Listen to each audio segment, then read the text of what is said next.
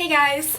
So today is going to be my long-awaited self-tanning video. I've been getting tons of questions lately on how I keep my tan going. I can tell you that however dark I look to you on camera, I look 10 times darker than that in person. I don't know why, just, you know, camera lights kind of just make you a lot whiter on camera, but I'm glad I'm still coming off tan.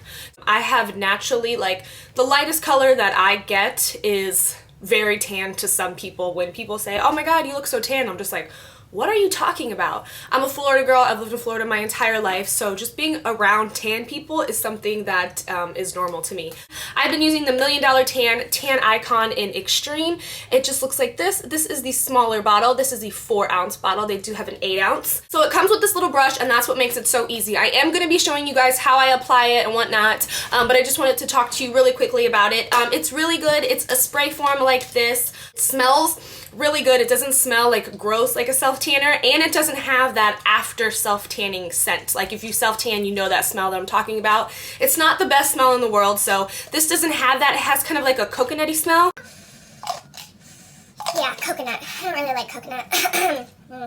But I do love this self-tanner. I've used it probably 4 or 5 times, and the bottle is still to here. So just because it's a little bottle, don't think that you're not gonna get your money's worth. So before you tan, you wanna make sure you take a shower, shave, exfoliate, all that good stuff so that your skin is nice and prepared, because you don't really want to do your self-tanner and then have to get in the shower the next day and shave your legs, because you're just gonna be shaving off some of your color. All you do is just spray it on if you want, but my method is I spray it onto the brush and then apply it to myself. I just find that it's less messy that way, because when you are spraying this around, it is a mist, so the mist is setting, it's got to land on something. So your color will develop within 6 to 8 hours. It does have a color guard, so you do see where your color is going, which is great. I don't like using self-tanners that don't have a color guard, because if you're just taking a white lotion and kind of rubbing it all over yourself, you're kind of like, well, I hope this turns out good. I definitely need a self-tanner that has a color guard in it. It fades better than any self-tanner that I've ever used. It fades so natural. I don't get weird, like, patchy marks. Like, if you've ever self-tanned, you know what I'm talking about. Like, you can kind of start to see, like, your tan peel away. Well, I don't know, maybe that's just my skin. After your tan is developed and you wash your color guard off and everything like that, you want to make sure that you keep your skin nice and moisturized, because the more moisturized your skin is, the longer your tan is actually going to last you. I think that's all that I want to say about this self-tanner. It's bomb in a bottle. Bomb in a bottle. And it gives you this nice bronze situation. I don't know how tan I look to you guys, but in real life, I'm really tan. So that is all that I want to say. We're going to jump into the tutorial part of this video, and I hope you guys enjoyed. So until next time, I will talk to you guys soon. Bye! So this is, again, what I use is the $1 Million Tan Icon in Extreme, which is the darkest dark that you can get. And then I apply it with just the blending brush that it comes with. These are really great to use for self-tanning if you've never used one of these, especially if you're using a spray form. It makes stuff so much easier. I skip the gloves when I'm doing this self-tanner because I am using the blending brush, so I want to get down around these areas that usually are a little hard to work with when you do use a self-tanner. If you've ever used a self-tanner, you know what I'm talking about. It kind of just, you know, looks, you have like a really harsh like demarcation line there. So with the blending brush, it makes it a lot easier. So I'm just going to be showing you on my arm, kind of just spray the product right into the brush, kind of saturating it like that, and then I'll just start working this color on my arm.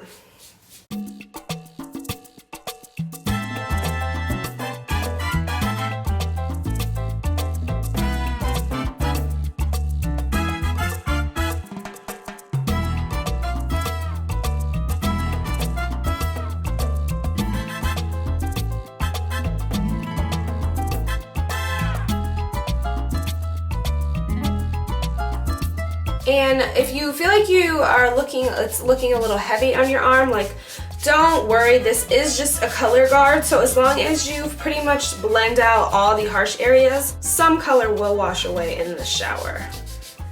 So I just go around my arm making sure that I'm getting all the areas. When you get to my elbow, I kind of just work it around.